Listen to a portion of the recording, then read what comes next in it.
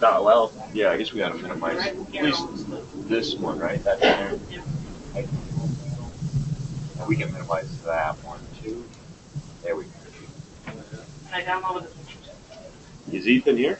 Yeah, he's right. Oh, okay. No, not me. You want to do it too, Lucy? No. All right. No. All right, it's 6:30. Let me get a little prompt here. Minimize. There we go. Okay, we're going to talk again about hot weather. We've had some, so it's a good reason to talk about it again. We're in the deep part of the hot part of the summer. Okay, corporate announcements. We have one new employee who's a rehire, Jacob Stevenson. Jacob, you here? He's not here. Not here. Okay. He's going to be one of the concrete guys then? Yeah. Okay, good. And happy birthday, Jim McNall. Jim, where are you? You old man, you. 50 years old. Tomorrow. Yeah, okay, until tomorrow. Yeah. So then, some sad news again. Some more people passed away on us here. We have Lionel Delorier, and he passed away last week. And he was in his retirement. He was a part-time underground locator guy for us, just like Warren is now. From October '88 until his full retirement back in 2007. And we have a picture of Lionel, and we have him up here to add to the memory wall. This is some cell site in 2004, I said, yeah, January 2004. I don't think I took the picture, I guess. I had another one in the winter of 2003 on Percy's Hill, locating up there, but this was the better one. I'm not sure where it was from. So the obit is I have a link to the obit, and John Murphy is the other one. He was Murphy Trucking, our subcontractor trucking guy. He did a lot of work, a lot of subcontractor trucking with us. So if you saw him, you know he was a friendly, get out of the truck type of guy, and you know he was one of our regulars. If you didn't know him. What's that? Not afraid to get his hands dirty. Not afraid at all. So sadly, he passed away at. Actually, I didn't put his age or the dates here, but he's like. It's 47. Yeah, younger than you are, Jim. So it's scary what can happen to any one of us at any moment. He died of a heart attack over the last weekend. And we have a copy of his obit here. Funeral's tomorrow, right? Funeral's Sunday. Sunday, okay. Visiting hours tomorrow. Visiting hours, right, are tomorrow. So check that out if you're interested. And we do have a picture of John. He was a really good, big part of us. And then we have Bob Kimball and Lionel to put up on the walls.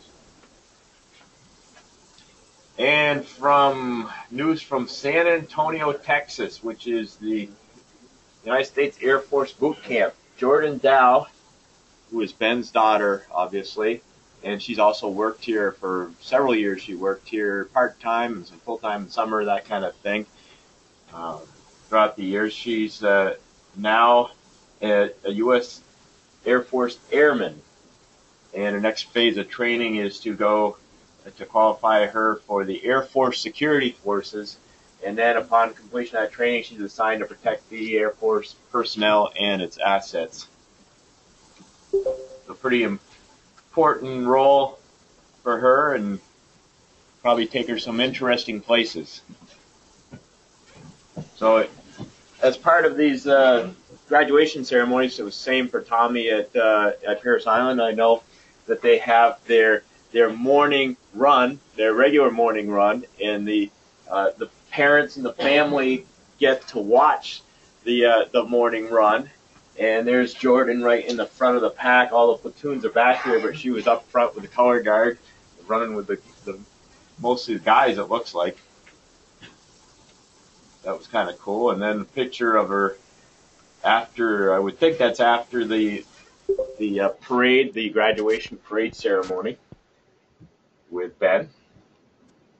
Very cool. Thank you, Jordan, for serving in the military and protecting our country. We have a jet going over there, so I don't know how well they could hear us. Okay, back to technical tips. We're talking again about horizontal curves, simple horizontal curves. Again, like I said before, there's a lot to talk about with horizontal curves. And as we've mentioned before, horizontal curves are really just a segment of a circle. And remember, our equations for a circle, the complete arc, C, I guess is 2 pi r. And for an arc of 100 foot of a circle, we can compute what the radius would be. And that is considered the degree of curvature. So when you compute that d for that 100 foot of your total curve, you come out with that curvature. And that equation just pops out a number. And what does that really mean? Well, this is the Burlington Tunnel, and that's a 4-degree curve, which is pretty extreme on railroads. And you can even see that the other portal at the other end is barely visible. So there's that much curve. It's a 340-foot long tunnel, and you essentially lose sight of the opposite portal. Yeah, you don't want to walk through there if the train's coming. So if you run that calculation, what's interesting, we'll go back here, that we can figure out the radius for that degree of curvature. And for a 4-degree curve, just to give us an understanding and appreciation of what a 4-degree curve means, it's a 1,432-foot radius on a circle. So if you took a 1,400-foot compass and drew it around, you would have the same curve as here. And essentially, that would be twice that for the diameter. So it's a 2,864-foot diameter circle is this shape. Yeah, half a mile, but that's pretty tight, for a train. And let's see, I did make some comments here on sharp curves. For 4-degree curve is a relatively sharp curve and is avoided whenever possible on the railroad, and especially on high traffic main lines. In general, curves, and particularly sharp curves, are very high maintenance since the rails are loaded unevenly and subjected to lateral loading. So obviously, we'll talk about it more probably next week on that. I guess that's a a circumferential force, right, Brendan? An outward force. And we all understand outward forces, and we know that Talladega does this on their curves. And that kind of is all related, isn't it? And the same here with the trains. The loads on that push the rail and the tracks out, and the load on the different sides is uneven. So just something that's a high maintenance thing on railroads. And also we're going to talk about an update from Rygate here. So we're nearing the deepest phase of excavation on the Route 5 side. This is Route 5 in the foreground. Back there is the whacker, the railroad embankment. We're almost down to subgrade. We're actually, it's benched up a little here, but and you can't really tell. You can see the rows of anchors here. And then there's another row of anchors right down there at the bottom. And that essentially is at about elevation 420 against the wall. And the top of that up here, the road deck, is 474. So right now we have a 54-foot deep excavation from this down to here. As we keep down to subgrade, and this is a culvert, we're working down towards the Connecticut River, so it steps down. And as we step down, and this embankment, the railroad embankment is a little higher, we're going to get to 70 foot of excavation. And there's several components of this. Of course, the tiebacks. There's a lot going on in this picture, but there's actually probably a soil nail test in this case. Soil nail and tiebacks are tested. And we're pulling on it. You can't really tell, but there's a jack there. There's monitoring instruments and the hollow jack and load cells. So then we look at the response of the anchor and determine whether it's acceptable to support the wall.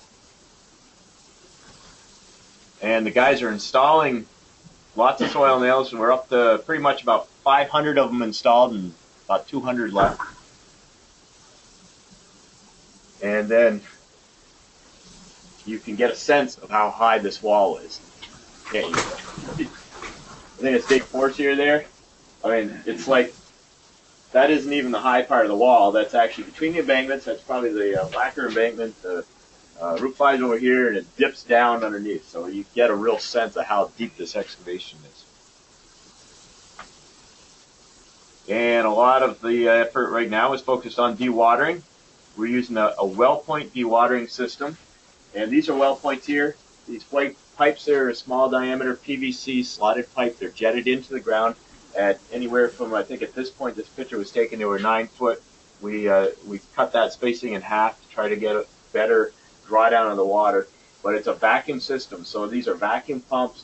It puts the highest possible vacuum head on it and sucks the water out of the ground and discharges them into this outlet. And we also have some sumps, and we're putting in a deep well for that. And also, of course, we're doing a lot of mass excavation. This is looking down from the Route 5 bridge down to some of the excavation process. We've got, okay, Ethan, are we all set up on here? Okay. I'll let you switch it over then. If you have problems, we'll call for it. Yeah. Sorry. Oh, did I forget the code of conduct? Okay. Look at that. Thank you. Maintaining confidentiality of insider information learned about ECI and our clients. So certainly our clients expect that we're going to be very discreet about what we say about their project. Some of them are controversial projects. We're going to watch for that.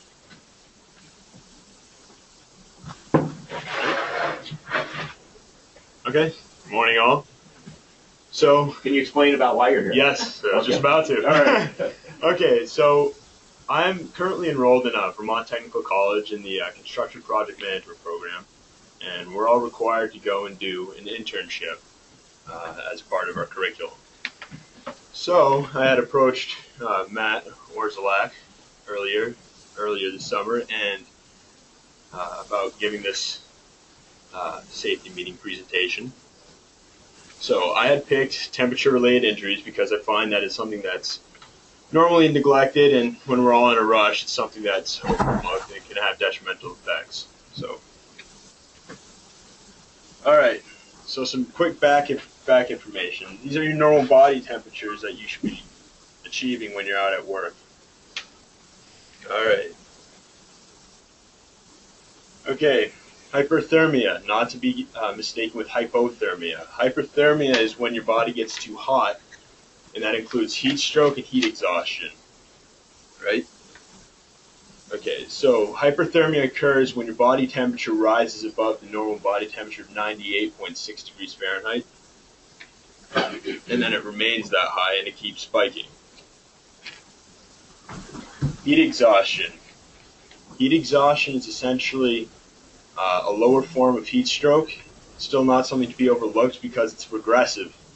So you first start off at heat exhaustion, then you move into heat stroke. Heat exhaustion isn't considered deadly, but heat stroke could be considered deadly.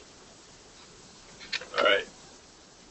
So some of the first aid for heat exhaustion. Drink plenty of fluids. This doesn't include alcohol or anything with caffeine in it. Both alcohol and caffeine, one, you shouldn't be drinking alcohol anyway, but caffeine as well acts as a dehydrator, thus accelerates the process to get to heat exhaustion. Remove tight and unnecessary clothing. Take a cool shower and bath if you find yourself getting heat exhaustion. And apply other cool measures such as fans or ice. Don't apply ice packs or anything directly to your skin, as you can put yourself into shock. One of the preventions for going and preventing heat exhaustion: wear lightweight clothing. Another thing that's generally overlooked is wear sunscreen with an SPF of 30.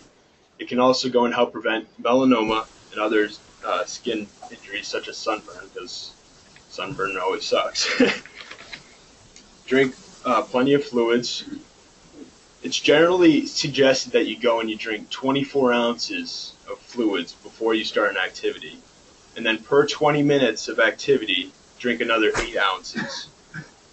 So I found it interesting to go and do the math. With the plastic water bottles that the company gets, those contain about 16.9 ounces in a 24-ounce pack, or in a 24 pack. So for a crew of 4 per an 8-hour day, each guy should be drinking about half a pack of water to be properly hydrated, as per recommended. It's all recommended, and technically there's no scientific proof, I guess. It all depends on what you're doing, and it's a lot of related to a lot of the type of activity that you're doing.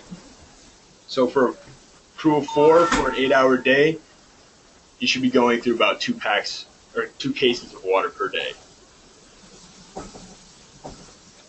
Something just to be looking out for, make sure you're monitoring your urine.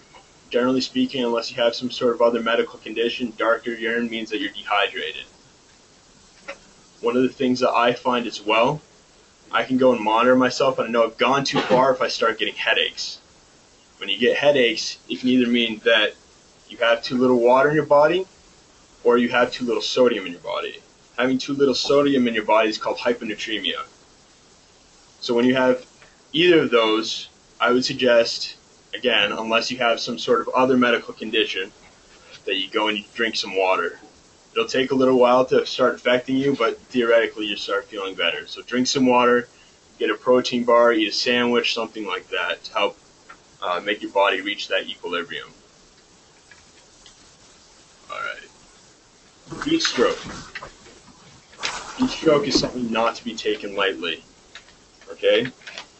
A lot of the physical effects that it'll have if you let it go too far results just to a regular stroke. It can cause brain damage or death. Some of your symptoms include throbbing headache, dizziness and lightheadedness, lack of sweating despite heat. When you sweat, your body's bringing the blood up to the skin, and then the heat from your blood is evaporating. But heat stroke is a problem because you're so dehydrated, your body has no more water to sweat. Thus, you're going to overheat, and you're going to overheat at a rapid pace. Red, hot, and dry skin. Hello? The dry skin is because you aren't sweating. Nausea and vomiting. Rapid heartbeat, which can be strong or weak. Rapid and slowing breathing, rapid and shallow breathing. Behavioral changes such as confusion, disorientation, and staggering. I find that those are extremely common when you start to get to the point of heat stroke. Seizures and unconsciousness. Another one of the things that I see all the time is slurring of speech. You get to that point. So your first aid measures, those, once you've gotten to the point of heat stroke, is to call 911. You can't really do anything about it until emergency personnel show up on site. So while you're waiting for emergency personnel, try and get that person into air-conditioned area, or at least into the shade. You want to go and remove any extra clothing that they have, right? So if you have to take off their shirt, you might want to suggest doing it. So you want to compare to the difference between heat exhaustion and heat stroke. You want to go and with heat exhaustion, you want to cool the person down slowly. But with heat stroke, you're at such an elevated temperature, you need to go and get their body temperature down quick. Okay? So applying ice packs to the patient's armpits, groin, neck, and back, because those areas are rich with blood, and the blood is always close to the skin. Okay, immersing the patient in a shower or tub of cool water or an ice bath, not generally easily acceptable, but if you have a pond or something, you might want to think about getting them in there. Another one of the preventions, such with heat exhaustion, is wear lightweight clothing, wear your sunscreen, drink your fluids, and then to monitor your urine. Okay, moving on to hypothermia. Hypothermia isn't exactly prominent around this time of year. Hypothermia is meaning your body's below your temperature, so that's you're getting super, super cold. So some early symptoms of hypothermia include shivering, cold, pale, and blue-gray skin, lack of interest or concern, poor judgment, mild unsteadiness in balance or walking, slurred speech, numb hands and fingers, and problems performing tasks. These are the type of, not the type, the levels that your body temperature really will be at. And then if you don't have a thermometer to go and put in give the person, that's kind of, with the symptoms, you can go and you can tell where they're at with their body temperature. So the late symptoms, the torso, the body is cold to the touch, muscles become stiff, a slowing pulse, breathing that is shallow and slower, weakness or sleepiness, confusion, loss of consciousness, shivering, which may stop if your body temperature drops below the temperature of 90 degrees. So some of the first aid, you want to remove the person from the cold. Remove wet clothing if needed. Don't apply direct heat and warm slowly as not to put that person into shock. Wrap the person in blankets. If breathing or heartbeat stops, start to administer CPR until medical personnel arrives, or their heartbeat and breathing return. Don't massage or rub the person. Put the person in warm water, do not put the person in warm water, as that can also cause shock. So all these things are completely preventable, and we all pretty much have the responsibility to each other to go and prevent them. I've always been taught that there's no such thing as an accident. It's all a mishap. At any point in the chain of decisions, one person could have changed something that could break that and prevent that mishap from happening. So we're all pretty much responsible. Just keep watching out for each other. If you got to go get your buddy a bottle of water, go do it. It's pretty simple. So, all right. Thanks, Ethan. Yep. That's a good job. I think just one thing to think about is to plan ahead when we know there's conditions like today, or not so much today, but Wednesday and so on. Just be ready and plan out the process. Okay, we're going to have to consider these special cases and plan to take a break. Go at a different pace than we would on, on a cooler day when we're push. You got to set your pace to those conditions. Good. Thanks. I think we're done.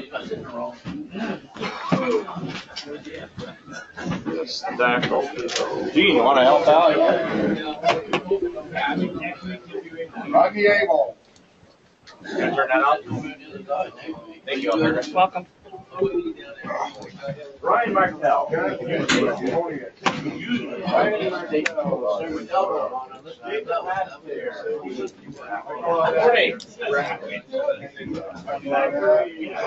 Joe!